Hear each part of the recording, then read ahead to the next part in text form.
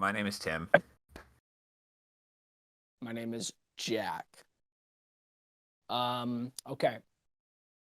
I guess I'll start. Yeah, let's kick it Hey, off. We're starting from the bottom and going to the top. yep. Welcome to CineTalk. Sadly, we do not have Richard here. He is busy. But it is just us. It's good old Tim and I. And we're hmm here to talk about the Oscar 2024 nominations. What's the first Makeup and category? hairstyling. Makeup and hairstyling. Let's see. You So want to for read them off? nominees on makeup and hairstyling, we have Society of the Snow, Poor Things, Oppenheimer, Maestro, and Golda. Okay, so I'll be honest. I haven't seen Golda. Um, don't even know what the heck that is, but I'm sure it's great. It's Helen Mirren. Helen Mirren. Wow. Focuses on How the have I intensely not? dramatic and high-stakes responsibilities and decisions that Golda Meir, also known as the Iron Lady of Israel, faced during the Yom Kippur War. I have heard of that. Yep, never mind. I have heard of that. I just didn't go see it. No offense. It just didn't really strike me, the It, marketing. it's But rated I PG guess 13 for thematic material and pervasive smoking. So it sounds like ooh, everybody's just really stressed out through the entire movie. mmm, smoking. Bad movies win it.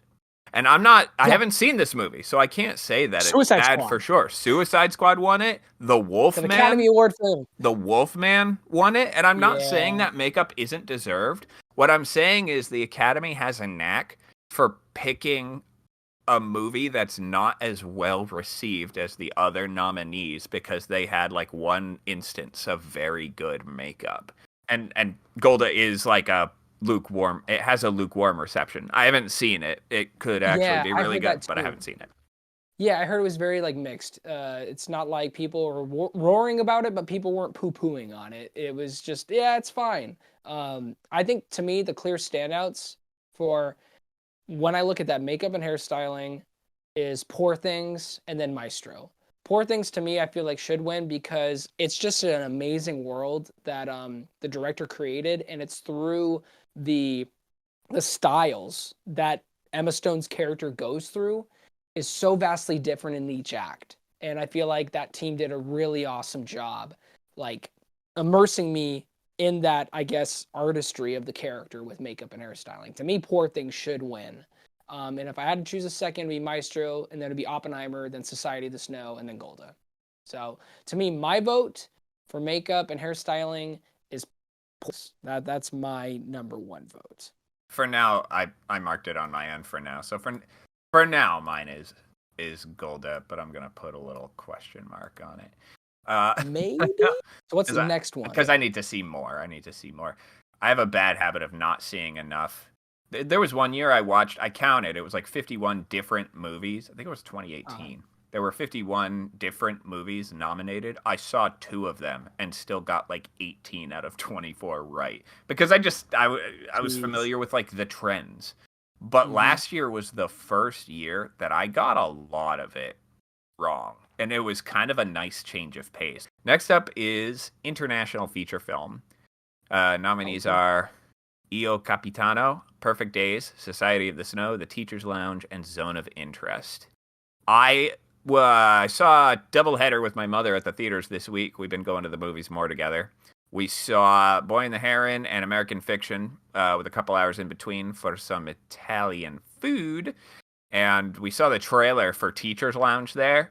And the trailer ended, and I looked at my mom and I said, I still don't know what this is about. And I'll I be honest, three of those movies, never seen the trailer, never even heard of them. So my I opinion is very I'm low familiar on with this. I I'm aware of three of these. I guess 2.5 because I'm kind of learning about Society of the Snow more and more as we talk here. Yeah. Uh, I think the winner, my initial gut instinct is the winner is going to be Zone of Interest. Oh, it hands down. Out of all these picks, I have not seen as much acclaim in this category than the Zone of Interest. And I'm a little bit surprised that they didn't add it on this, but also at the same time, I'm not because they already added it as a best picture, and we'll obviously get to that later. But Anatomy of a Fall, I thought that would be on here, but I That is guess, very strange to me. You are correct. yeah, I don't know why I didn't yeah. notice that at all. It is a foreign film. It is nominated for Best Picture, but not Best Foreign Picture. I wonder if they were like, well, Parasite won both, and that didn't feel fair. I don't care. I thought that movie was great. I thought it deserved both wins. I think the Zone of Interest will be the winner. I, for right now, the only one that I've seen is Society of Snow, and I think that was a brilliant film. It is gripping, it's intense, it's moving, it's shocking.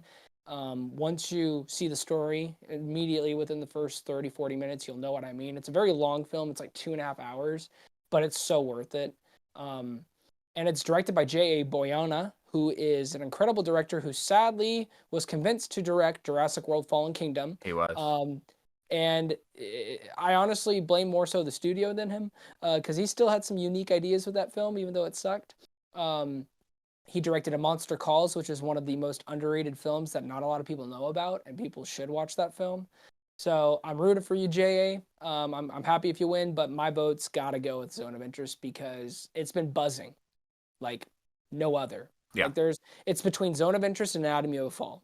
Those are the two highest acclaimed international films that I just Yeah, keep on but it's winning. not Anatomy of a Fall is not nominated for international. If it And I think was, I might feel different, but it oddly is not. the reason why is because the Academy was probably like this. We're already going to give the nomination Best Picture Zone of Interest. I don't get We it. might as well. It's kind of stupid, and I feel like if your international film is that good, it should also be represented as one of the best international feature films. Not like your thinking is, oh, well, we already gave it that much respect. Let's give other people a chance. Which, thanks for that's generous. You're giving, other movies a spot, but Anatomy of Fall is considered one of the best foreign films this year. So why would the Academy not recognize it as one of the best Mm-hmm. foreign films, as well as also one of the just in general the best films in the Academy? So Mm-hmm. I found that a little weird. And fun fact, I was invited to actually see this in the beginning of December. I had no idea what it was, and there was another movie coming out that same day that I got invited, and I went to whatever that was, and I a little bit regret it because that movie sucked. I forgot what it was even when I saw, and I was like, I should have saw Zone of Interest. Dang it! I'm hearing nothing but Was high it The praise. Beekeeper? No, I wish see it again, Tim. I would see Beekeeper should be nominated here. You're What the heck? Come unbelievable. on, It didn't Academy. come out last year. I know, I All know. right. If it just did like a limited release in December and wide in January, they could have done it, but whatever. Jason Statham will get back next year. All right. Uh, Documentary short film. The documentary. ABCs of book banning, The Barber of Little Rock, Island in Between, Last Repair Shop, Nine Nine, and WIPO. I want to be forthright and say it's a category that I find myself at a bit of a loss for words for, but it is my own fault that I am at a loss for words for it. Yeah, it's just Um, not something I ever like go out for, but there are certain documentary types that I do find myself yeah, interested in, but it's not like a common thing that I watch weekly yeah. or even monthly. And in that vein, here we are at documentary feature film. The nominees are Bobby Wine, The People's President, The Eternal Memory, Four Daughters, To Kill a Tiger, and 20 Days in Mariupol. Uh, Mm. do you have an initial thought on this one? My only thoughts are the ones that you saw, and I've actually heard, I think the Ukraine one is 20 days, Yeah, right? Is that, yeah, I heard actually a lot of really good things about that one as well, and it that's is on my top list. devastating to watch. Yeah. It's really rough. Bobby Wine is I watched Bobby Wine and 20 Days in Mariupol are free on YouTube. Anybody can watch them. The Bobby Wine documentary doesn't actually had a pretty underwhelming amount of views, but I'm assuming that's going to spike up now that it's a Oh nominee. yeah. Oh yeah. It's The gonna go Eternal up there. Memory is really just about two people. It's a husband and wife, and the husband has Alzheimer's, and it chronicles that. Oh Um, wow. Four Daughters is about a family where two of the daughters went and joined the Islamic State, and the other two daughters did not. To Kill a Tiger is I'm really not looking forward to watching this one because it's gonna be devastating and horrific. Um, and it like all of these documentaries are about such intense and relevant things that it's really hard for me to pick which one I think's gonna win. To Kill a Tiger was about a girl, a 13-year-old, who is raped outside of like a wedding or something like that by three men in the village that like her family knows. One of them is apparently her cousin. And the father decides to like really stand up for her, but there are people telling him that he's like disturbing the peace, not just like letting it slide. And apparently someone even goes so far as to make the absolutely grotesque suggestion that she should just marry one of her rapists just to like smooth things over. Well, I can't even imagine being behind the camera following that insanity. I think I'd lose my entire mind. So these like none of these documentaries are really playing around. Bobby Wine, the People's President, is about a guy. He's kind of a comedian, celebrity type of guy who decides to run for president in Uganda against the incumbent who's been president for like 5 terms, like 35 years.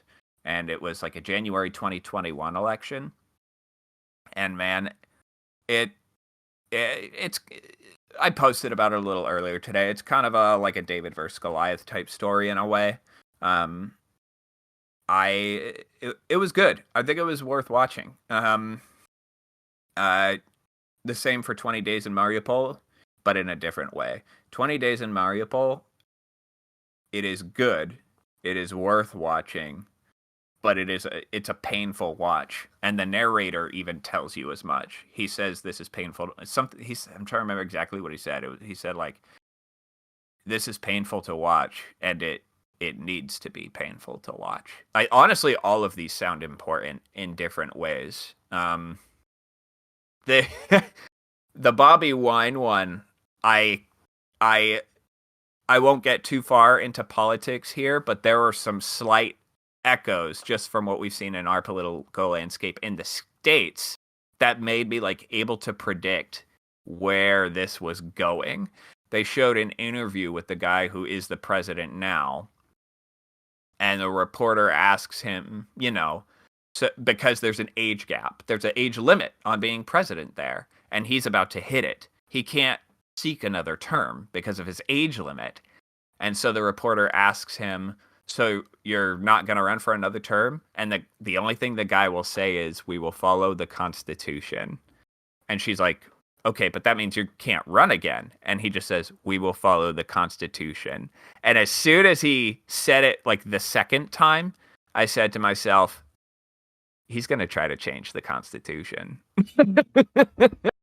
That's what he's about to do. And no joke, the next shot it cuts to shows a graphic saying, on this date, the president tries to amend the age limit on the Constitution. I was like, I was sad that I knew that was what was coming. And the only reason I knew it is because of the goofiness that we've had go on over here. I always have to put a little bit of like an asterisk next to these when I say I enjoyed it. Yeah.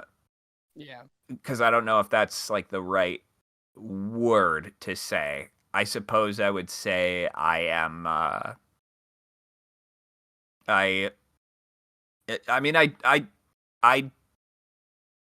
I did enjoy it, but it's not like I don't always. I didn't end Like, my get your viewing. popcorn. Like, Yeah, I didn't yeah, it's end not my like for the viewing of script. 20 Days in Mariupol like feeling super great, but I ended it feeling like, wow, this is some of the most grotesque but still important footage I've ever seen. Um, in 20 Days of Mariupol, the most graphic parts are, like if it's too graphic, it's censored out. It was like a PBS documentary, PBS Frontline. And so, they could blur out all the gore in the world, but like the screaming, the crying, the people who are coping with family members that just died in front of them is not. You can't blur that out. It's devastating. It's devastating to watch. That being said, I, if I had to pick out of these which one I think was gonna win, my first guess is, I'll put an asterisk next to it, but my first guess is To Kill a Tiger. Even though I haven't seen it yet, it sounds devastating for one.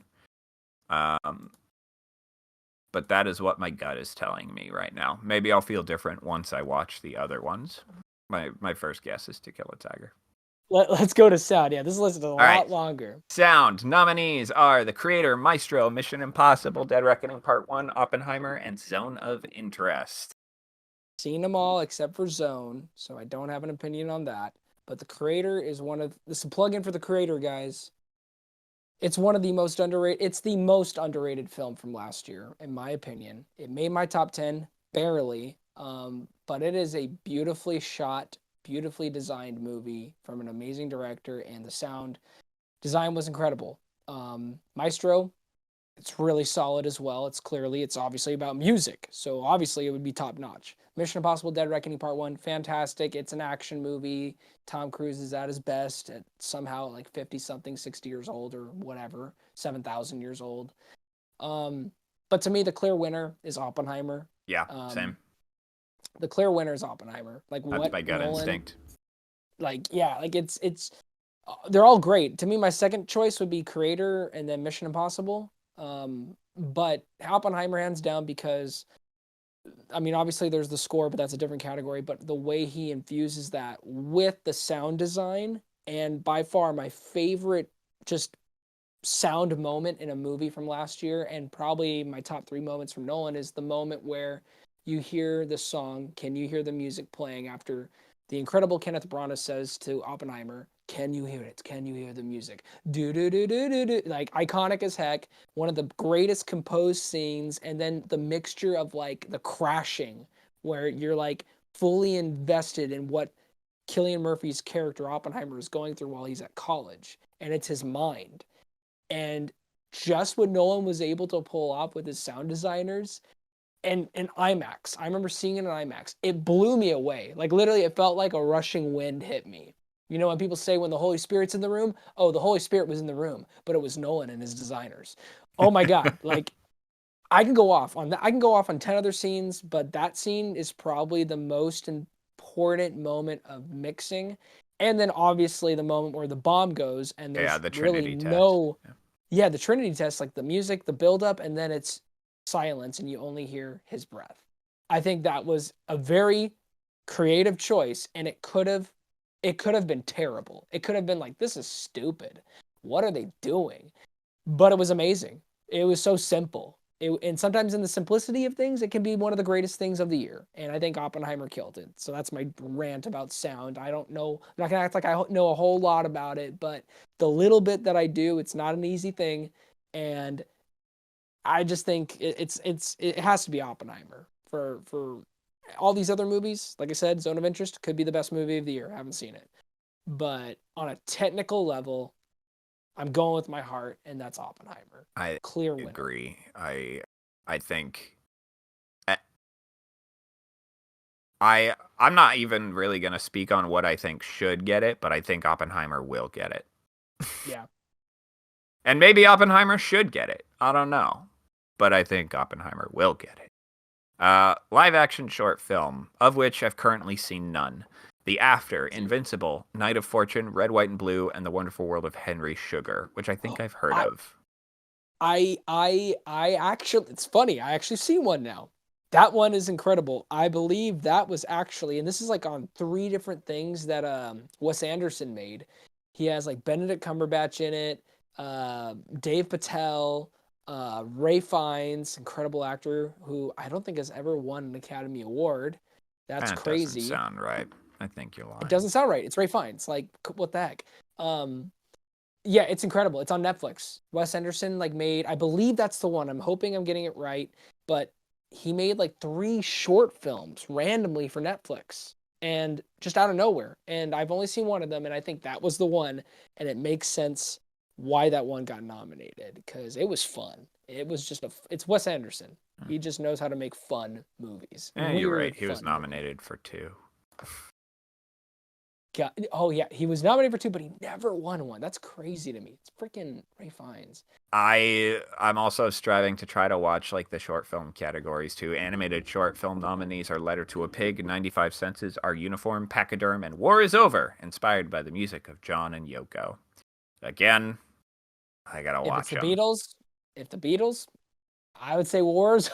You It's think the it's Beatles. just gonna be like, oh, the Beatles or the Beatles wins? Yeah, yeah. Yeah, That's yeah. your John and prediction? Yoko. Is that actually your Yeah. prediction? From my heart Yeah, says yeah. it. The Beatles wins. Yeah. Yeah, yeah. Costume design.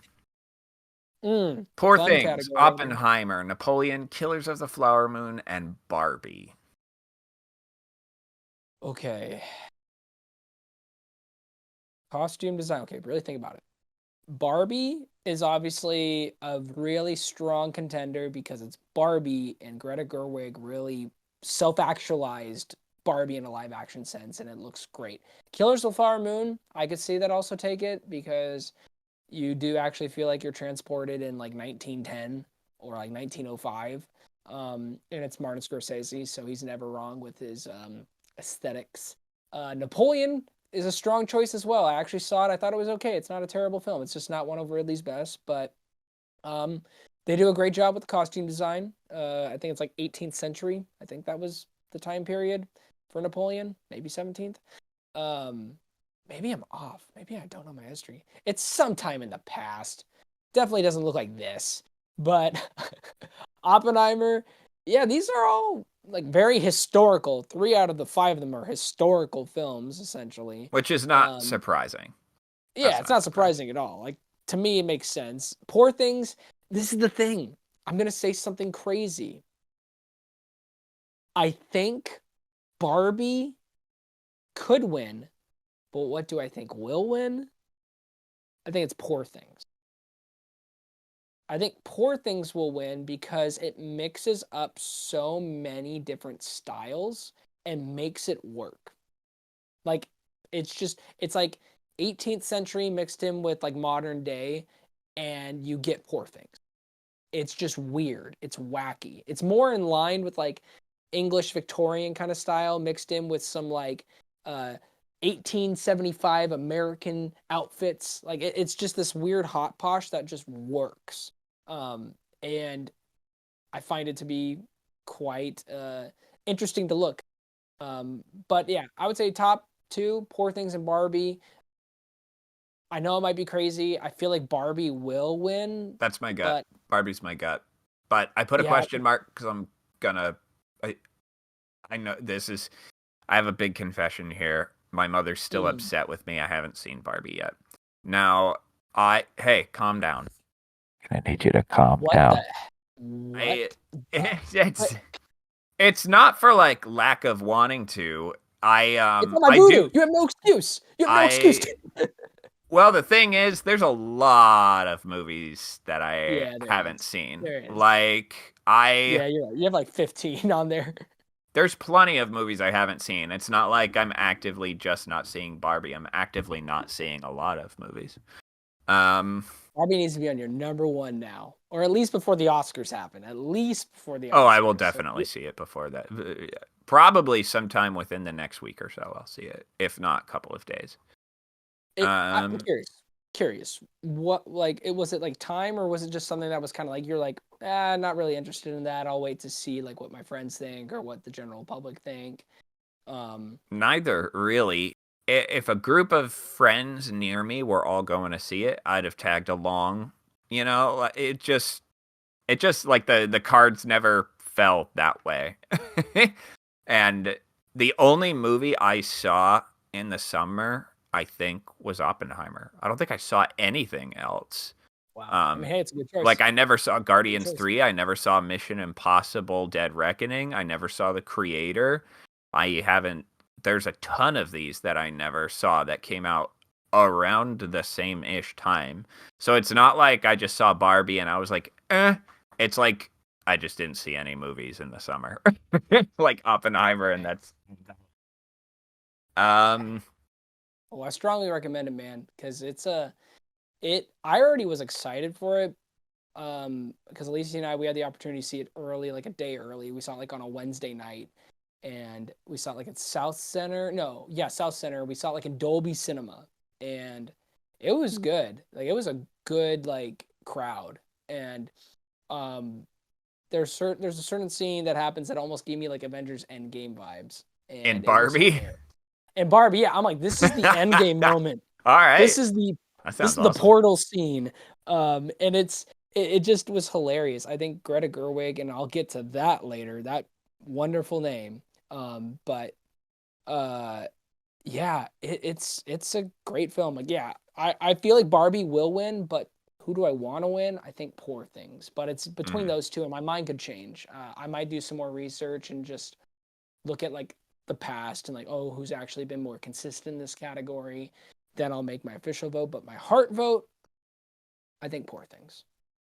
That's my heart. Uh, Visual effects: The Creator, Godzilla minus one, Guardians of the Galaxy Volume 3, Mission Impossible: Dead Reckoning Part 1, and Napoleon. I've actually seen three Godzilla of minus these. one. I, Godzilla minus one. really? That's your gut Yep, instinct. Now that's my hot take. I'm not going to say I'm surprised you picked it. I'm surprised you're picking it so fast. That's what surprises me. Here's the reason. So there's my heart wants The Creator because I think it was the most beautifully visualized film I've seen all year with a budget of only 80 million. Sadly, not enough people saw the film, and it really pisses me off that no one went to go see it because there really wasn't that much marketing. Um, and I think people are just kind of getting tired of a lot of science fiction movies. Well, sorry, bad science fiction movies. This one wasn't, but I think Godzilla minus one beats it just by a little bit because of what they were able to pull off with just supposedly just $10 million, and it looked like 15. it was a 15 million dollars, and it already made over 100 million. They're gonna make more with the black and white version, which comes out this weekend. Um, eh, to me, what they were able to do, and you can clearly tell some scenes weren't top notch. I mean, shoot, they were working with 15 million. That's why I give them grace, because I'm like, I'm looking at movies like Ant-Man and the Wasp: Quantumania, and I'm like, how did this make 200? Like, how did it cost 200 million? Like, it doesn't make any sense to me. And then this movie cost 15. Yeah, you kind of said what I was gonna say. Godzilla minus one out of all of these used their limited resources most impressively.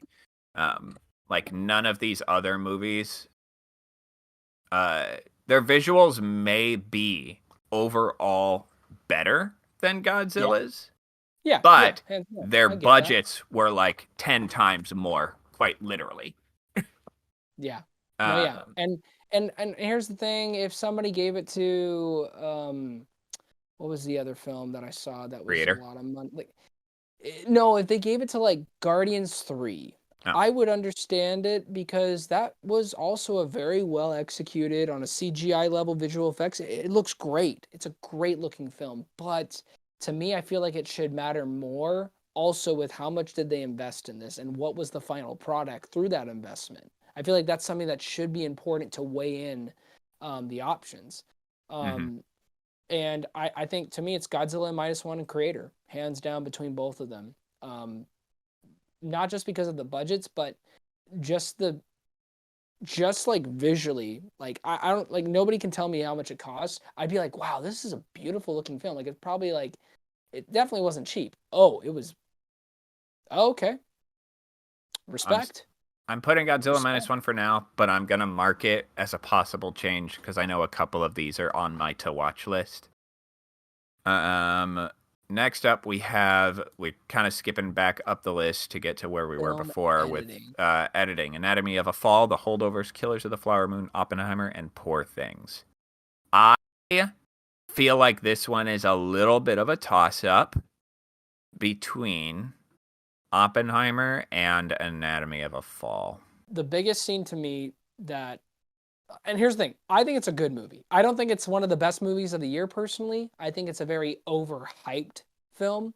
I gave it like an 8, I believe, after I watched it. I didn't review it, but I was like, it's a good, it's a really, really good movie.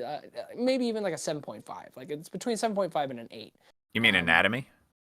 Anatomy of Fall. It's definitely between there, but it's nothing like it's nothing compared to the other movies that I saw this year. But on an editing level, the scene that really struck me was near the end in the Well, don't tell court. me what happens because I'm gonna watch it. Oh, you haven't seen it yet? No, Okay. Well, but I there's saw a it on your sequence. Voodoo, so I'll probably give it a watch. Perfect. I'll just say there's a scene with a phone call, and And it's really well done. well, I guess like, or not a phone call, a recording of something, and the way they go about with the execution of it, with what's happening in the now to then, was great. It was absolutely great. I As somebody who's also an editor, I thought I gave respect to that, but to me, I think Oppenheimer has Oppenheimer, the edge. yeah, it's Oppenheimer I because think they've been just. Oppenheimer has the edge. I think Oppenheimer is the clear standout because they've been winning. I think even for this category, they've been stacking up. They've been stacking up awards. Music original song. The Fire Inside, Flamin' Hot. I'm Just Ken from Barbie. It Never Went Away, American Symphony. Hope I'll do my best here. Wazaze, A Song for My People, Killers of the Flower Moon, and What Was I Made For, Barbie. My gut instinct is I'm Just Ken. Yeah, it's between I'm Just Ken and What Was I Made For. Oh, I so you think believe it Barbie's will gonna be. get it no matter what? No matter what. No matter what, it's gonna be Barbie. But I believe it's I'm Just Ken. I haven't heard a single. Well, I mean, I saw Killers of the Flower Moon, but I haven't like sat down and just said I'm gonna listen to just this one song back to back. Peaches got snubbed. Jack Black got snubbed, and I'm Peaches being got serious. snubbed. I'm being serious too. I'm like, bro, the fire inside flaming hot, whatever, I guess. Okay. I have never heard of that song. Like that was never a song discussion. That's why it just seems so random. I'm like, really? Jack Black is not gonna get any okay, whatever, Academy. It's too fun. It's too fun. Shut up, Academy, you artsy fartsy people sometimes. Like this is the category that got me a little bit upset. Not as upset as later, but to me, the clear standout is I'm Just Ken or What Was I Made For? But my heart, I want it to be I'm Just Ken because that was my number one song on Spotify this year. And that is the only reason why. I listen to Um, that song literally every day. I my initial gut instinct is I'm Just Ken. Usually, the Yeah. song that made the biggest splash wins. That's just Yeah. it. Just is. It's usually what happens. Music, original score, American Fiction, Indiana Jones and the Dial of Destiny, Killers of the Flower Moon, Oppenheimer, and Poor Things. Ooh, ooh. Okay. Clear winner, Oppenheimer. That's all I gotta say. You think Oppenheimer? Oppenheimer, hands down. Poor Things was a great score as well. American Fiction actually had a pretty unique score to it. My least favorite movie on the list is Indiana Jones 5, but the score was fine because it's pretty sure it was John Williams who came back. Um, he's obviously a banger of a man. Uh, it just wasn't as memorable like the new themes. I don't even remember ever saving a song from that soundtrack. And Killers of the Flower Moon was good. It was very obviously country folky because it takes place in a very southern state, so it makes sense why they went in that approach, which it fit very well. It's just not a score to me that I feel like is the best one, and that's just my opinion, but one that was captivating and from beginning to end was Oppenheimer. I mean, Ludwig is coming up to being in my like top 5 favorite composers for film. Like so far everything that he's put out is pretty good. He even did the score for Venom. And I am like whatever about that film, but Did the not know music's that. actually yeah, I didn't know that either. And then I realized I listened to some of the score and I was like, I actually remember liking the score in Venom 1. Hmm. Okay, whatever. I mean, it's not a great film, but the score was decent. If I had to But yeah, guess right now, I would guess Oppenheimer. yeah. To me, Oppenheimer is the I clear had to guess. standout. All right. Animated feature film. Ooh. I think we're both going to have thoughts on this one. Nominees Yes. are The Boy and the Heron, Elemental, Nimona, Robot Dreams, and Spider-Man Across the Spider-Verse. You can start, my friend, on Hmm. this one. It's a toss-up, and we both know which ones it's a toss-up between. Yep. I Elemental. I'm just kidding. I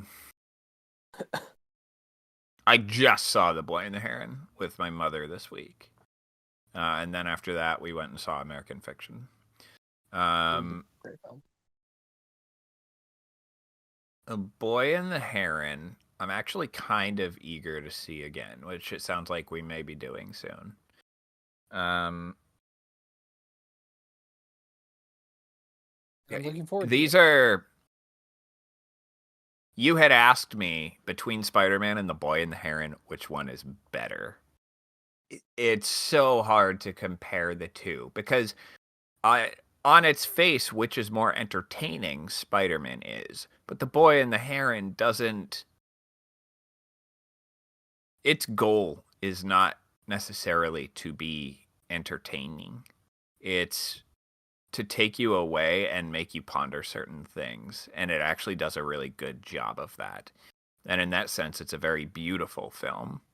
Across the Spider-Verse is beautiful in more like an artistic way than a make you think kind of way.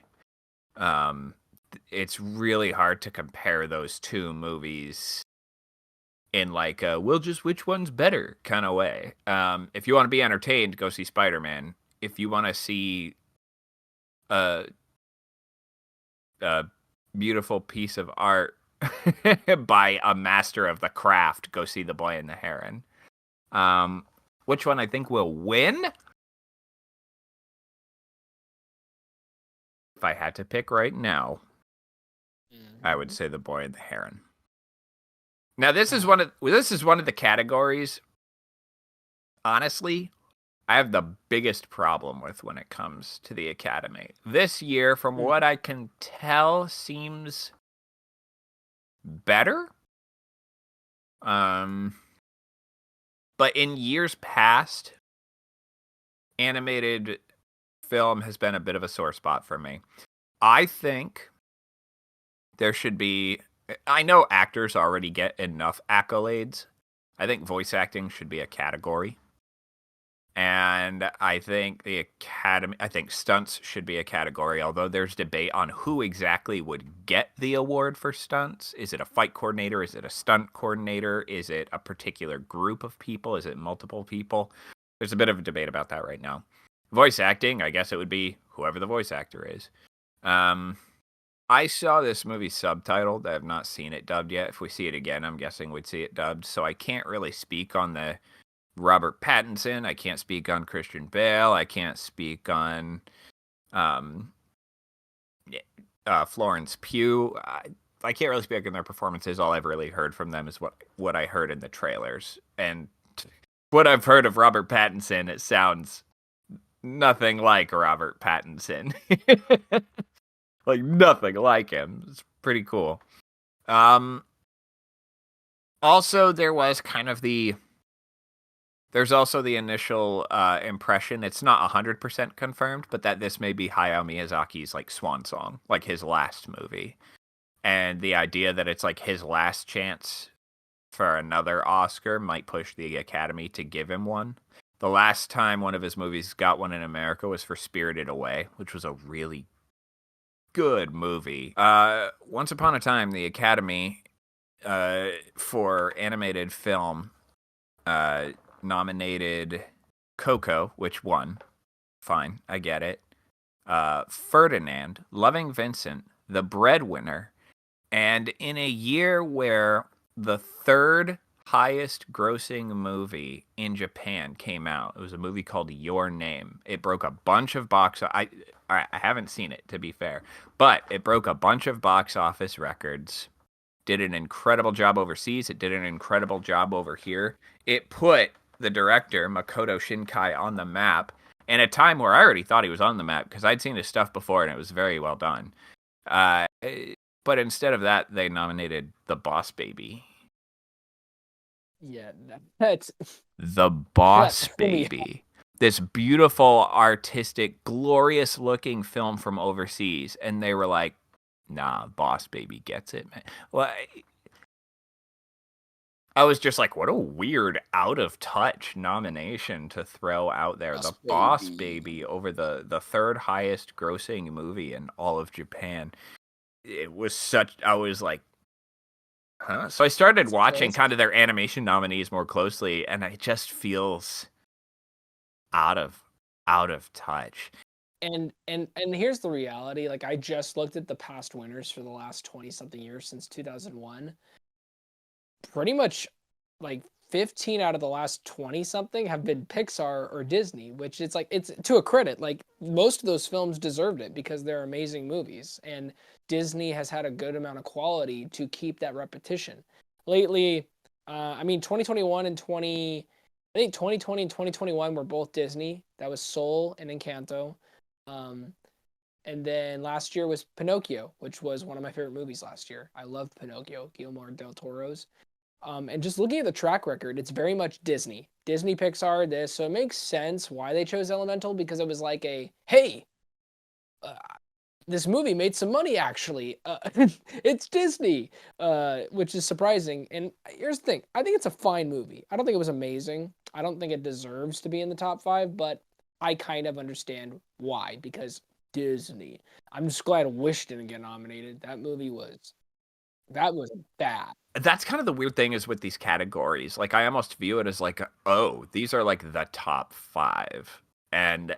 I just don't like when I pit all of animation for 2023 together. I don't know if I see Elemental being top five animated movies of the year. Yeah, because Me, me I've heard good personally. things about Robot Dreams. I've heard good things about Nimona, which I still want to watch on Netflix. But to me, the clear standout is between The Boy and the Heron, Spider-Man Across the Spider-Verse, and I'm at a stump with this one. Surprisingly, I don't know which one I which one I think will win because You it's want honestly Spider 50, Man to win, though. I know. yes. In my There's no way you're spoilers gonna convince me you don't want Spider Man to win. Yeah, I in mean, my it was heart. great. It was an incredible movie. In my heart, of course, I wanted to win because I think it's more than just a beautifully well crafted, artistic looking film on an animated level. From the very beginning with Gwen Stacy's world, which I think is my favorite world in an animated film, like ever, just how they did that. Um, it was the story too. Like yeah, it was like a good blockbuster film, but I felt like it had a lot to say about family, had a lot to say about what it really means to be a hero and the responsibility that heroes have to make, whether they like it or not, and what would happen if a superhero was selfish. Um, Hmm. uh, I like that complexity. So I think yeah, to me clearly, what's the more uh beautifully like has a lot more to say in a sense for story. Obviously, probably The Boy and the Heron, and I haven't even seen it, but I already know the difference. Like that one definitely probably has a lot more layers.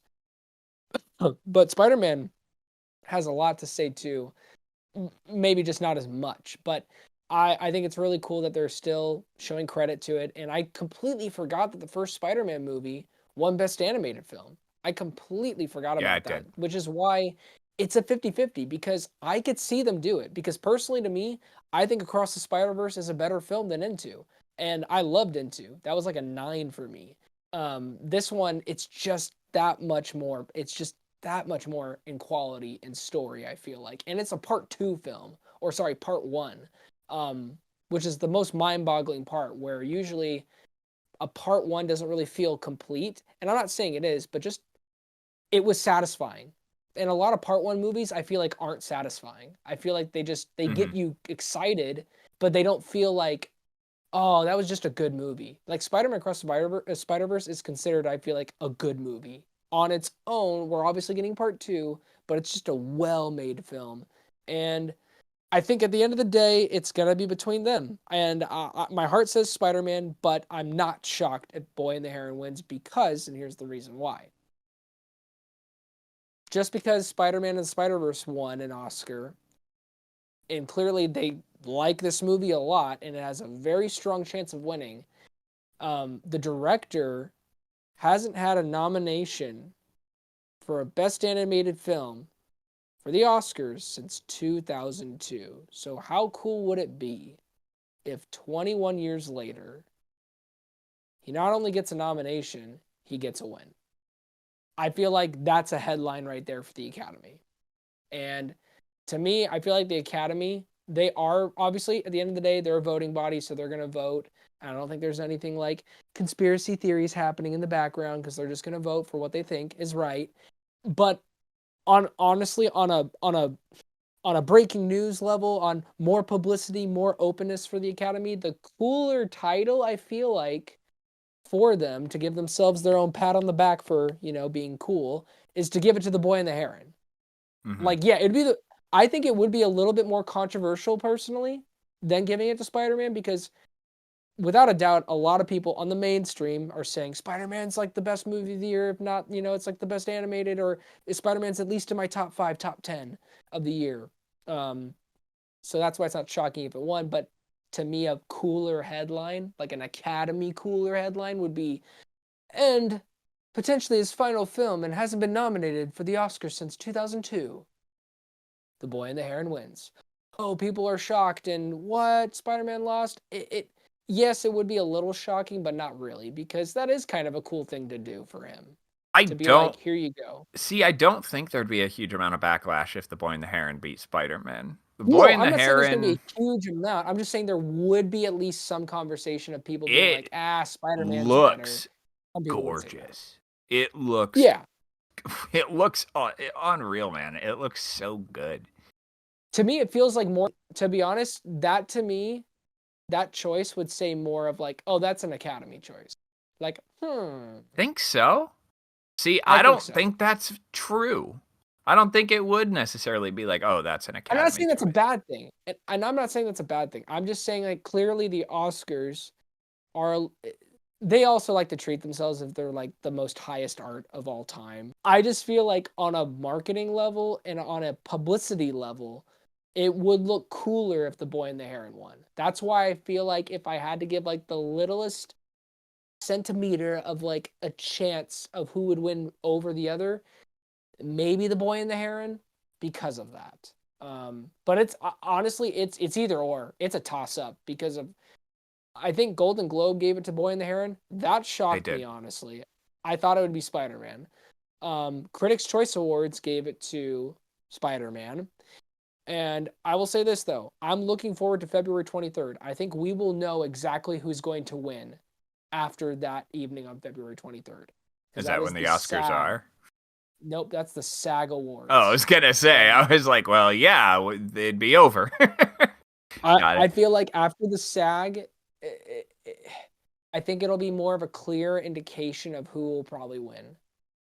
Which I think that happens about a couple weeks before the Oscars. But yeah, those are my thoughts on animated film. I'm not gonna be necessarily mad if Boy and the Heron wins because I've heard nothing but high praise. I haven't seen it. I'm excited to watch it. Cinematography. We have Poor Things, Oppenheimer, Maestro, Killers of the Flower Moon, and El Conde. If I had to guess right now, oh, I'm actually, I'm torn. I'm torn between two. I'm torn between Killers of the Flower Moon and Oppenheimer.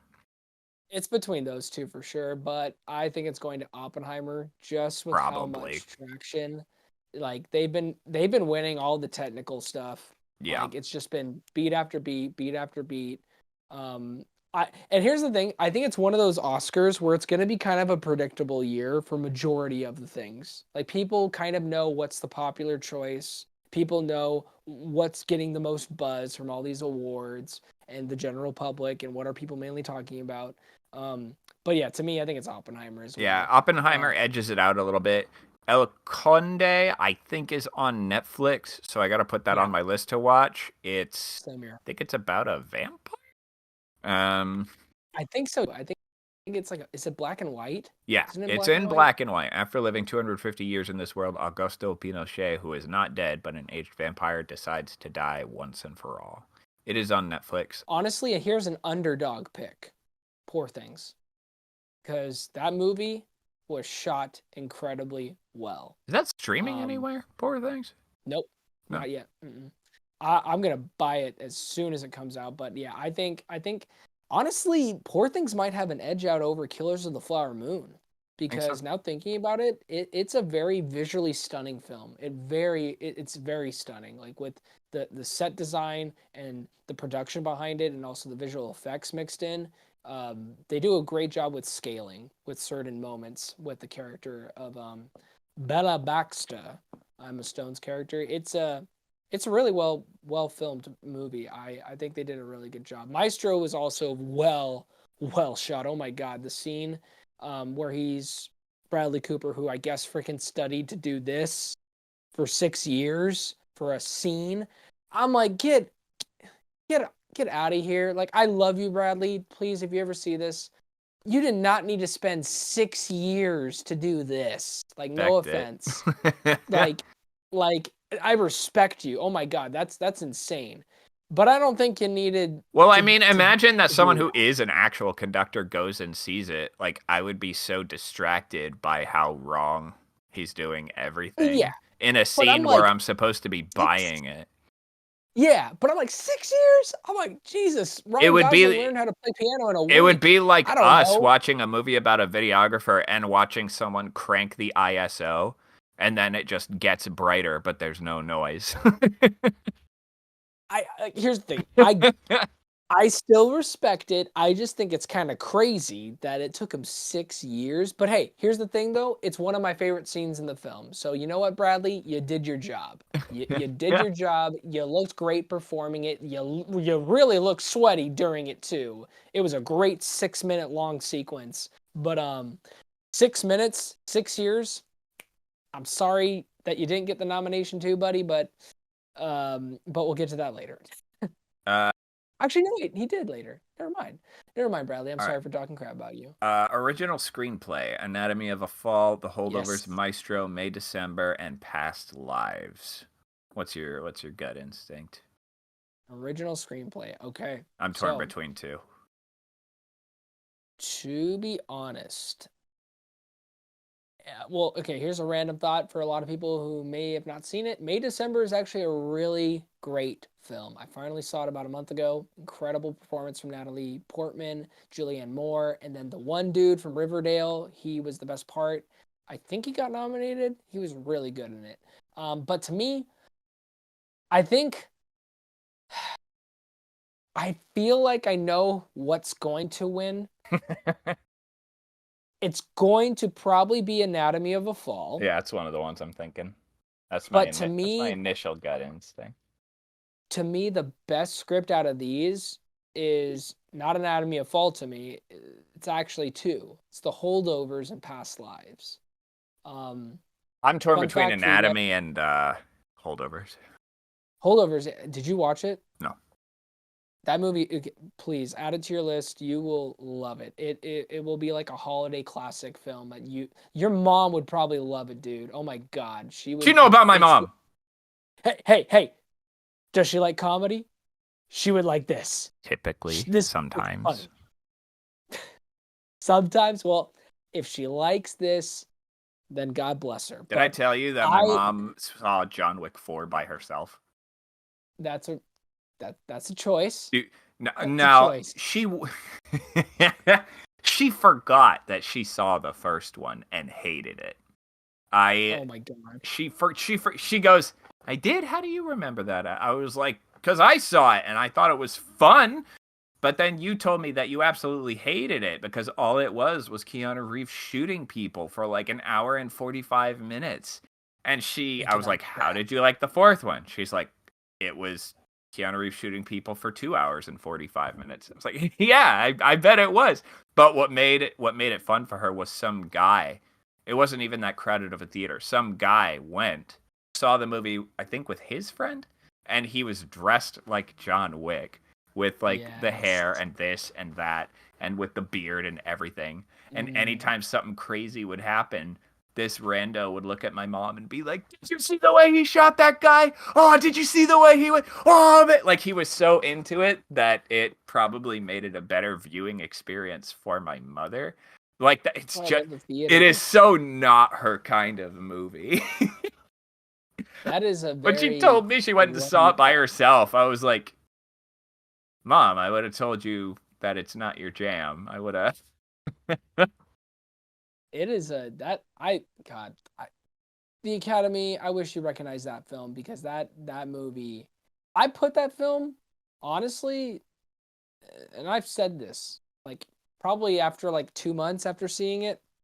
That movie is like for action classic like film wise. I think it's up there with like a Terminator 2. Hmm. Like like John Wick Chapter 4 will be remembered as one of those crazy sequels that like shouldn't have been that good for a fourth movie. Mm-hmm. Like yeah, and I mean even Mission Impossible, that's another franchise that's too good for its own taste, I feel like where they're at right now, like 7 and it's like a good Still movie. good, What the yeah. heck? But yeah, it's between The Holdovers and Past Lives. The Past Lives is actually a very special film because I saw that um That's on my list. during the it was amazing. It was the first film to open up for the Seattle International Film Festival here, and the director was here. It was really cool. She was able to talk about the film afterwards, Celine Song, and she's an incredible force, and I cannot wait to see what else she does. So I think to me, it's going to be Is Anatomy this of Fall, is this but I wish it Celine would be Song's Holdovers. first jump? Is this Yeah, her first big main feature? Wow, this that's is her really impressive. first film, and the thing that's cool is that it's about her. Oh Like wow. Okay. So it's the like story is about her relationship. semi-autobiographical. Yeah, and it's brave film to do like on an emotional relationship complex. Like I don't want to give too much about the Yeah, story, because I want but to watch it. where they go, it's beautiful. I think it's on my Voodoo account. But It yeah, it is. Yeah. I loved it. I wish it was on my top 10. I really wish it was because it was a very special film because it was like my first movie ever at a film festival and I will always remember that, but didn't crack it. Didn't crack it. I was actually surprised it didn't crack it with how I much you liked know. it. I was surprised. It the top it was between the creator and it. The creator and Past Lives back and Mhm. forth. And I literally like felt in my heart. I was like, but what movie like just blew me away? Just blew me away on John Wick every level. 4. John Wick 4, number 1, baby. Number 1. Ooh. Uh, I I'm trying to think of what I'm gonna mark. I'm gonna mark Anatomy of a Fall, but I'm gonna question mark it because I am planning on watching at least a couple more of these. Yeah. You know, Um, before we go up, I think we missed production design. I was Did we wondering where talk about that that? went. I remembered It's thinking I could have sworn I saw production design. Where'd it go? I guess I blew past it. Yeah, Barbie, Killers of the Flower Moon, Napoleon, Oppenheimer, and Poor Things. okay. Barbie. Barbie hands down. Yeah, Barbie. Yeah. probably. The only other one that I would think would be Poor Things, because like I said, it's a very visually stunning film, and it was really incredible what the director was able to do. Um, and then maybe Killers of the Flower Moon after that.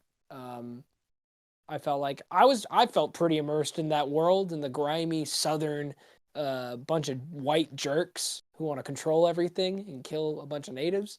Felt very immersed in that creepy town, You that mean small area. immersed in history? Immersed in history, yeah, immersed in history. That God, that is a very powerful film. But yeah, It I was a on really that good technical movie. level, I think the most impressive thing about that movie is I left the theater feeling I kind of left the theater feeling like, "Oh, I need to learn more about this." yeah, But I didn't feel like depressed. no, yeah, it's crazy because like that stuff happened just barely over a century. And Mm, even though, yeah, 100 years sounds like a far away time, like it just sounds like, oh, in another world. It really really not. isn't. It's It's really not. Yeah, really like not. we, to me, it's just insane that that was just like normal behavior for that group to push these people to their own death. And like, and the guy, who brilliantly played by Robert De Niro, how just casual he like just conveyed this like I'm a nice guy, but he's a piece of garbage. But I'm a nice guy. I'm on your side. God, I loved him in the movie. You mean Hated De him, but I Niro? loved You him. talking about? De Niro, yeah, he was Yeah. Yeah, incredible. he was so grimy in this movie, but like at the same time, I was like, I should not want to have a cigar with this guy. Yeah. Like, Like, dang you, Robert. stop coming off Stop as it, like, Bobby. Stop it, Bobby. stop it. Yeah, I agree with Barbie. I think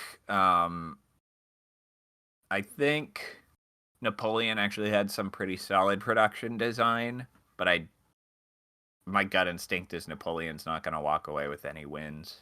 I think Killers of the Flower Yeah. Moon and Oppenheimer both had really good design. I can't speak for Poor Things yet because I've not seen it. Then we got adapted screenplay: American Fiction, Barbie, Oppenheimer, Poor Things, and Zone of Interest. Uh, oh boy, Man. I don't know what my gut is saying for this one right now. My gut is saying Oppenheimer. You think I think so? Oppenheimer will win. But to me personally, what's my favorite script? American Fiction. American Fiction had a lot of really good one-liners. Yeah. Um, I think it was just very smart, quippy, had a lot to say, but it was very tasteful. hmm, And I just think the way they handled, I think we briefly talked about it too, like a while ago.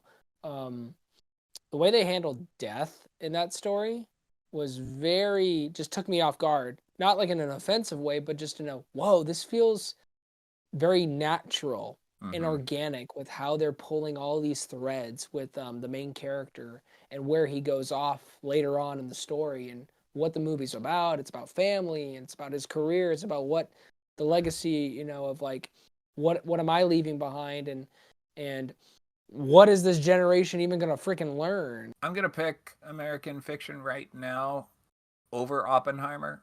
Like I said, I still need Really? to see Poor Things and Zone of Interest and Barbie.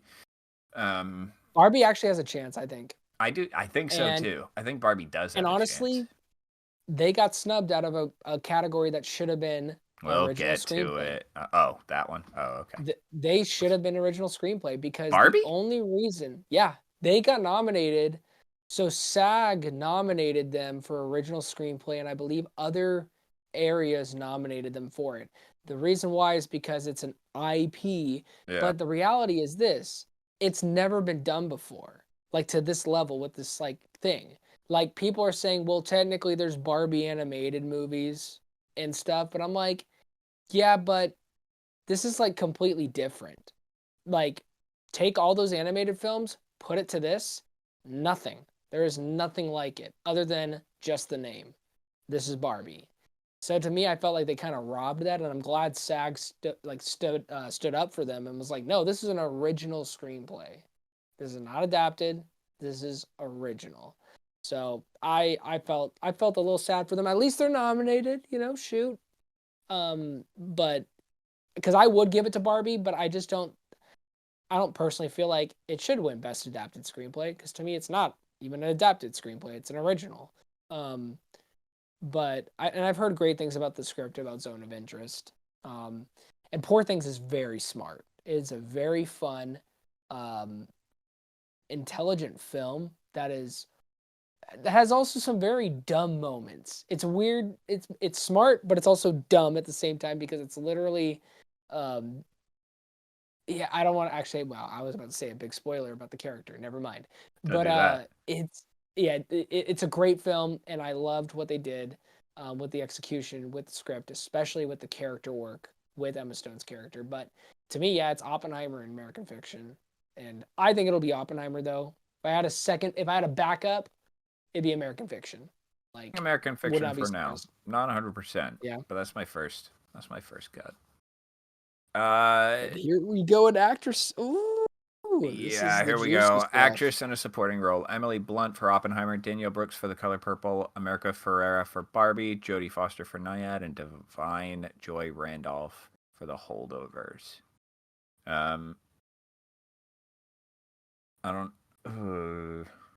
I don't have a gut instinct yet. I need to think. It's divine. I'll just tell you that. It's It's divine Divine joy. for The Holdovers. Yeah, she's been winning nonstop. I And don't have a gut uh, instinct, so I'm just putting a big question mark till I see more I movies. I will say this, yeah, it's Divine, and then my personal pick though would be Danielle Brooks for The Color Purple because she was flawless. She was absolutely flawless. She was hilarious. She was also deeply emotional in the film. The way they just approached that character was very just entertaining, but also heartbreaking at the same time. And you feel for her in every sequence that she's in. Danielle Brooks, she was just phenomenal in it. But Divine Joy, she was also great too. And I think she does a great job in every single scene that she's in The Holdovers. She is kind of like the heartbeat for the main three characters in the film. Um, but she's been winning the most. Like every time you see actress in a supporting role, I'm like, Divine, Divine, check, check, check, check. So I think it's going to be her year. Actor in a supporting role: Sterling K. Brown, American Fiction; Robert De Niro, Killers of the Flower Moon; Robert Downey Jr., Oppenheimer; Ryan Gosling in Barbie; and Mark Ruffalo in Poor Things. Robert Downey My Jr. initial gut instinct is Robert Downey Jr. is gonna win it. I don't Yep. I don't know if I'm gonna have stronger feelings about a couple others before I see it. Sterling K. Brown was fantastic in American Fiction. Robert De Niro was horrifying in Killers of the Yeah. Flower Moon. Uh, and we know Barbie's near the top of my queue of things to watch, and I do not have access to Poor Things yet. Between all the streaming networks that my family has, I do not have access to it yet. Bro, Mark Ruffalo was incredible too. Like everybody, honestly, on this list, I loved. Like 10 out of 10 performances. Like they poured their all into these roles in either such subtle ways or over the top ways. Like you'll have the very quiet moments with Sterling K. Brown, but then also the very loud and bombastic moments where he's trying to get his point across to his other family members, um, specifically his brother. But then you have the quiet, really creepy moments with Robert De Niro. And then you also have Robert Downey Jr., who turns into a snake in the Yeah. third act. Just an absolute snake. And Ryan Gosling is just fun. He's just fun. And then Mark Ruffalo is just goofy. Like, he is goofy as heck. Like, it's my favorite performance from him, I think. Like, between that movie and Spotlight and Zodiac. Those are my, like, favorite performances from Mark Ruffalo. Um, my heart wants Ryan Gosling though because I think he actually does a great job in that movie. I think he deserves a lot more credit because he like it's just iconic. It's like one of those performances that it's gonna go down the road many years, and people are going to watch the film and be like, "I love Ken so freaking much." Hmm. It's like the Breakfast Club effect. People love the Breakfast Club. It's a movie that everybody watches. They think about the iconic scene where he raises his fist up. I think Barbie's in that same category of another cult classic kind of film. And Ryan Gosling pulls a cult classic kind of performance, honestly. I think people will always remember um, that movie. It'll just be one of those films that will go by in history. But best performance, hands down, like in actual performance wise, it's Robert Downey Jr. And he's the clear, like, he's the huge eye candy right now for the awards show. Hmm. He's been winning nonstop. I don't recall him losing to anyone recently. Um, and also it's because I think Robert deserves it. I think he not just because of his great performance, but because of where he's at in his career and that I think he this is like something that really I feel like rejuvenates him for his career where he's more than just Iron Man. He's more than just that one guy in that franchise that lasted for years, which obviously he appreciates and he always talks like fondly about Marvel. But I think after the stinker called Doolittle in 2020, that really threw off his career, I think, for a bit because that was terrible. I think he needed this. He needed a win. And he's been literally winning. And it's not just because it was a good performance. It was a great Mm-hmm. performance. Like I complete like ugh. I love the third act in the film. Like after the Trinity test, it goes into a courts like drama session, and it it works even more because of his performance. It works even more with the the plot twist, I guess, the Christopher Nolan twist that he usually sometimes has in his films, where there's a reveal and there's ulterior motives. And yeah, he pulls it off. Robert pulls it off so well. Actor in a leading role or actress in a leading Actress, role? I actress in a leading role. you know what? We'll say our predictions on a count of three. Actress in a leading role: Annette Bening, Niad, Lily Gladstone, Killers of the Flower Moon, Sandra Hular. If I don't know if I'm saying that right. Hular. Anatomy of a Fall, Carey Mulligan, and Maestro, Emma Stone, and Poor Things. All right, I have a guess. Do you have a guess? Yep. All right, count of three. 1, 2, 3. Lily Gladstone. Lily Gladstone. Yeah.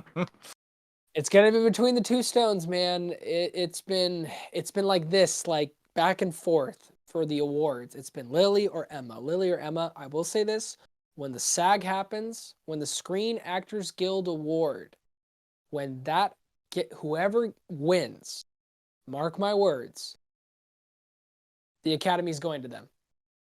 So that's when I'll change my vote. If I'm wrong, I'll be like, yeah, Emma won. Yeah, it's gonna be Emma. And it really makes me sad because I'm so torn between both these performances. I think it's honestly Emma Stone's best performance in her career. Genuinely. It's a brave performance. It's weird. She has to do so many things in the span of 2 hours. And yeah, the best way to describe her performance? Weird. It's weird. But I loved it. And Emma Stone would, of course, be the one to pull it off. But Lily Gladstone, I think the reason why I personally think her performance is better when it comes to this category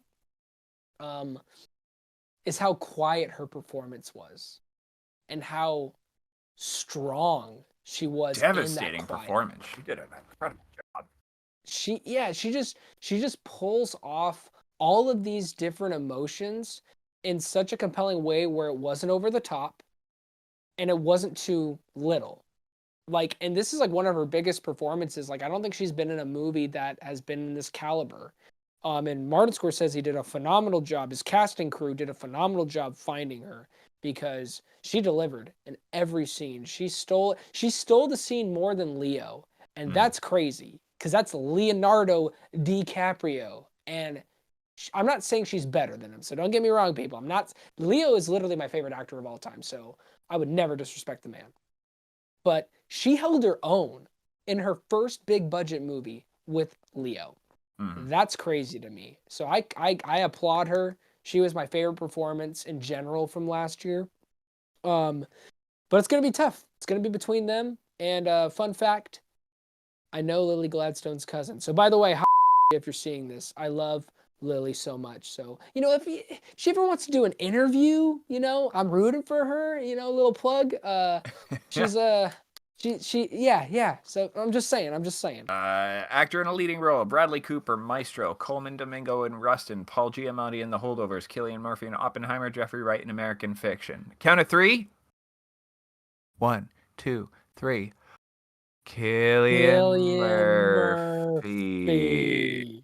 Yep. Cillian Murphy is incredible in this movie. My mother actually, afterwards, when she saw it by herself, she was like, "Who is that guy? He's amazing." I was like, "You've seen him before." And I told her a little bit about, he was in Batman Begins. He was in Peaky Blinders, where he put in incredible work. Some of the best I've seen on like a long-spanning series like that. Jeffrey Wright was excellent in American Fiction. Like, I wouldn't be mad if he won. He did a really good job. But I think Cillian Murphy's gonna take it. Yeah. I think it's Jeffrey Wright's best performance. I just have to say this, and I mean this with all respect.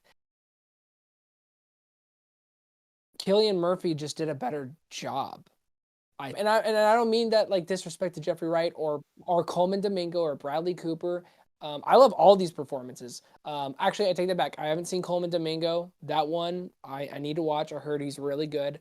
And I'm also rooting for him because I think he could be the next Kang. I'm rooting for him. I feel like he could be the next one. I mean, how good would it look too for Disney? We have an Academy nominee actor who's replacing Jonathan Majors. That's a way to go back up.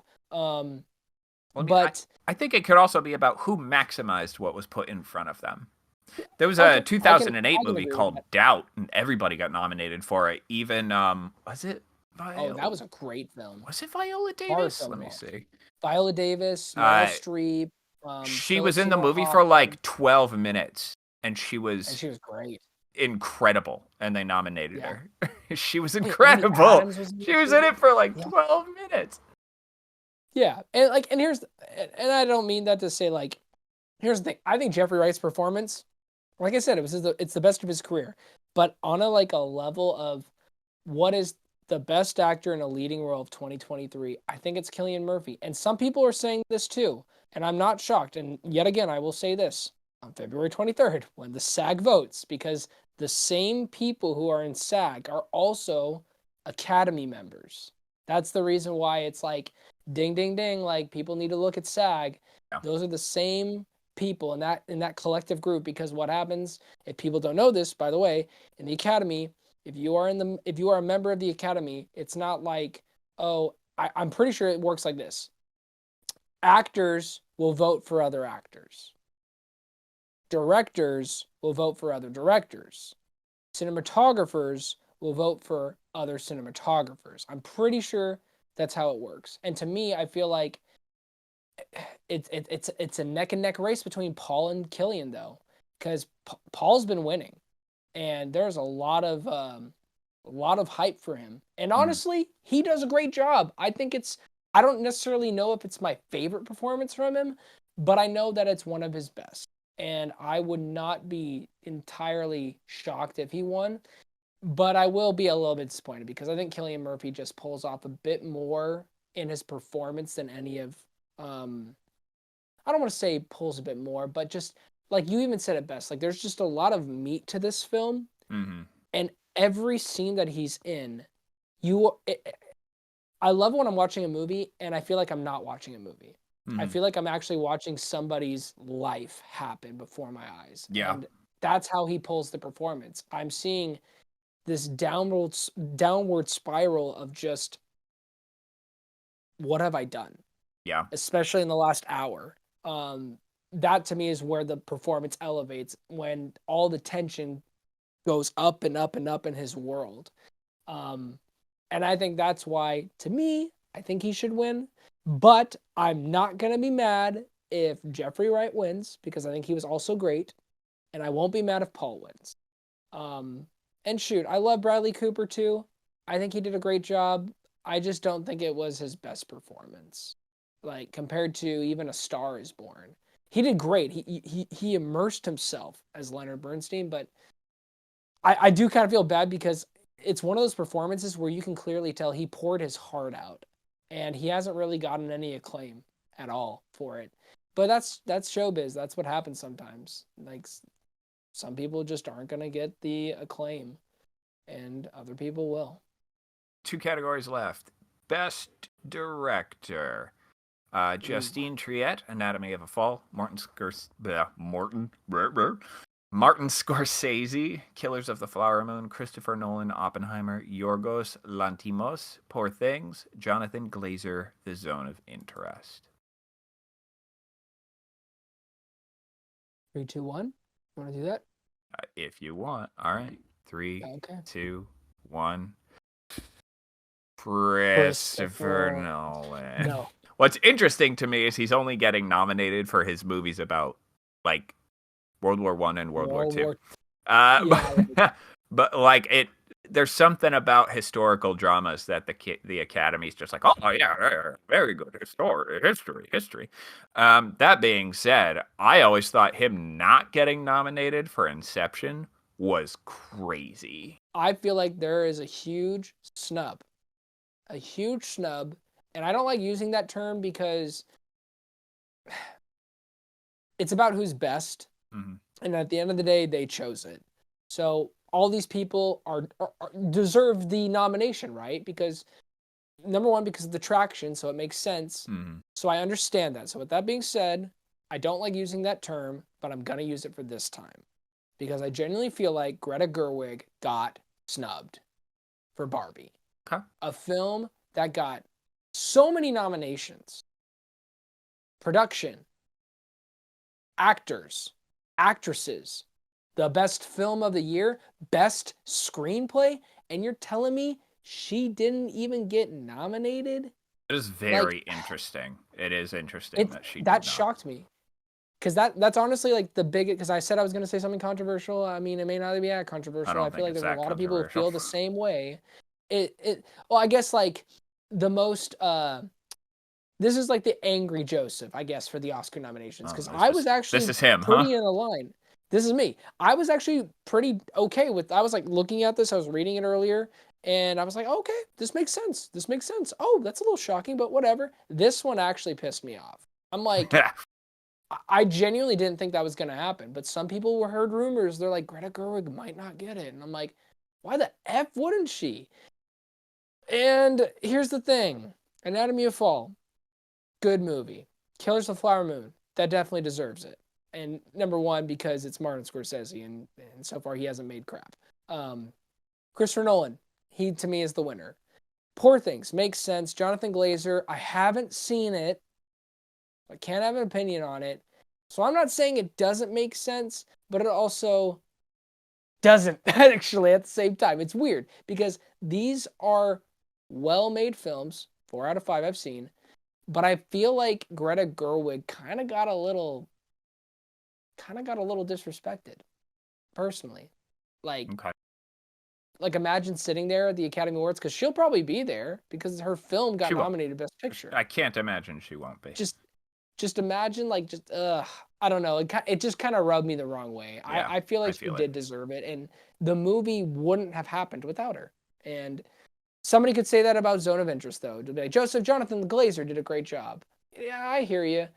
I just think Greta Gerwig was, to be honest, she at least was in the top 3 out of those 5.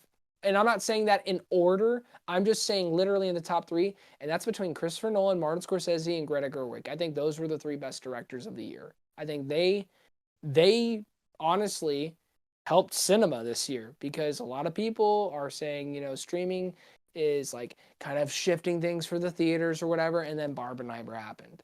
And I think people need to like actually look at that and realize that was a huge moment for cinema. It was a huge moment for cinema. And not just because it was a movement, but because people went to go to the theaters and they were genuinely good movies. It's different if they were bad, but no, they were great films. And I don't know. Oh, I could go on, but Greta Gerwig, you deserve better. You deserve better. A lot of feelings about this category because, from what I have understood and experienced in my own times on set, uh, about 70% of directing is simply dealing with people. And these movies don't tell me how good the directors are at dealing with people.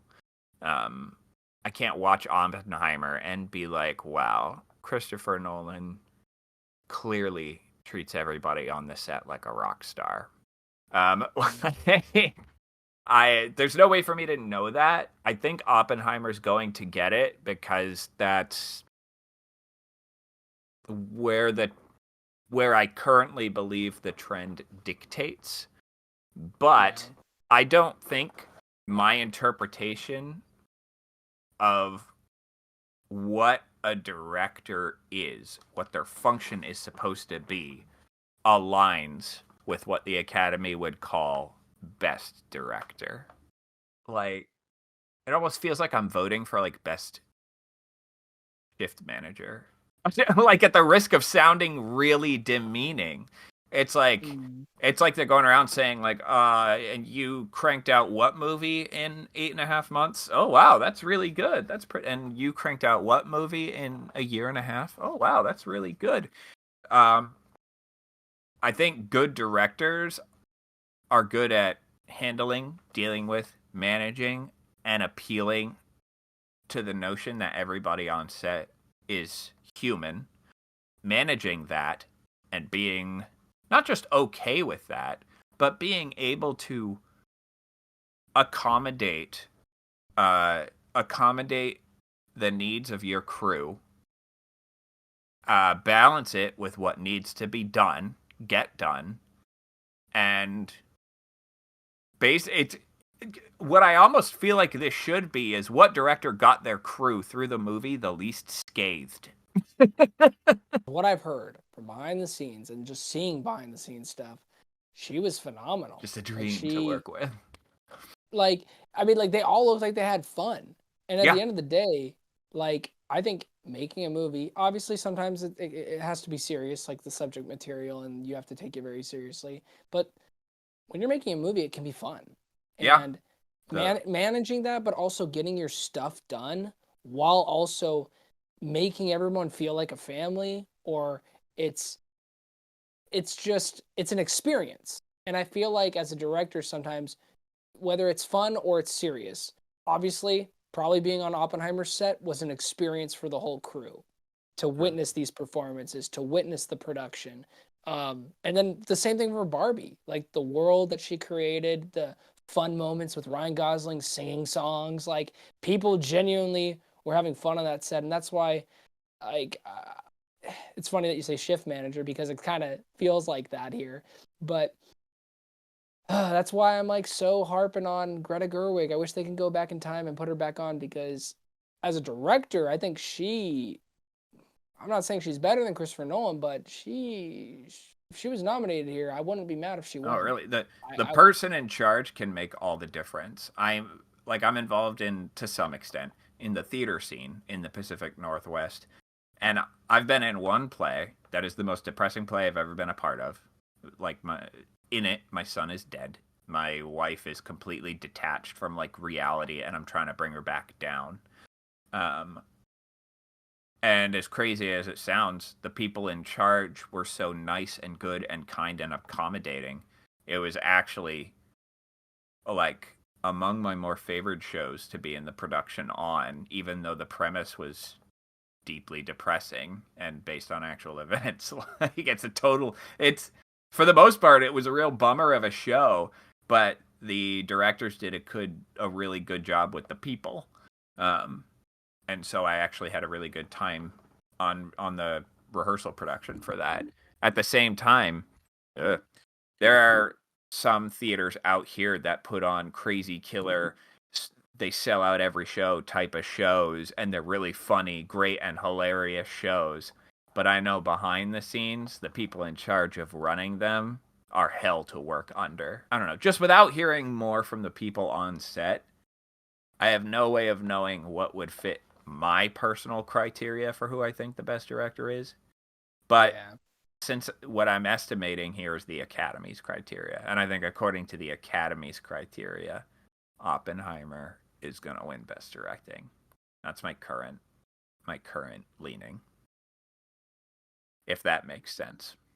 Um, I agree. It's Oppenheimer for me too, man. uh, and Best Picture. There you Uh, go. American Fiction, Anatomy of a Fall, Barbie, The Holdovers, Killers of the Flower Moon, Maestro, Oppenheimer, Past Lives, Poor Things, The Zone of Interest. It's a great list. I actually I've seen majority of these films, Yeah. except for one. I need to watch The Zone of Interest because I always make it, especially in this category. I always try to intend to watch every single one to form an opinion about what I think is also the best picture. Um, Out of all these, I think I'm actually curious to hear what you say because I feel like it's obvious, but maybe it's not. Currently, I think Oppenheimer. Like, Yeah, I know this is like this list is kind of an Oppenheimer blowout. it is. Like Um, literally, we're just saying Oppenheimer, Oppenheimer, but it's because it deserves it. Like, but and also it's the part of only it one really to is win it. because this movie, first off, it is a great movie. Don't get me wrong. This movie is uh, it's caviar for the Academy. They're Oh, they eat this It's up. caviar for the Academy. Yeah. Um, Absolutely. I mean, Cillian Murphy is the perfect glassy-eyed protagonist to portray this person. Nolan is the perfect director to take this on, especially like with all the technical stuff he wants to do. I can like of course Nolan doesn't want any digital effects for this movie because he's Nolan. Hey, I think your camera's dying. Hey, you got to replace your battery. Hey. Hey. Hey, Joseph. Hey. Hey, the Academy is also kind of like, oh, a movie about a tortured soul. We're in. I love that. We are all in. It's we're like Rick and we're Morty. in. You son of a, I'm in. That's the Like, Academy. They're like, torture? Yes. Killers of the Flower Moon? yeah, Yes. and I We mean, there's a love difference it. between like conflict and a tortured soul. But tortured soul, the Academy is like, yes, the sommelier of tortured souls. So Oppenheimer, I think, is going to win, but I would be good if there was any wild cards. The wild cards being American Fiction, Killers of the Flower Moon, and Past Lives. I think I would be like, you know what? I may not think those movies are better than Oppenheimer, but I think those are great films. And Mm-hmm. throw in an even wilder card, it won't even happen. It just won't. I would maybe even be okay if Barbie won Mm-hmm. because it, like I said, it is. I think it will become a cult classic. It's just gonna be one of those films that people will go back and Oh be like, yeah. "Wow, Oh that yeah. is a great film. It's fun and it's I easily just I rewatchable." see that movie going back to theaters every every so often Oh, forever. yeah, it was.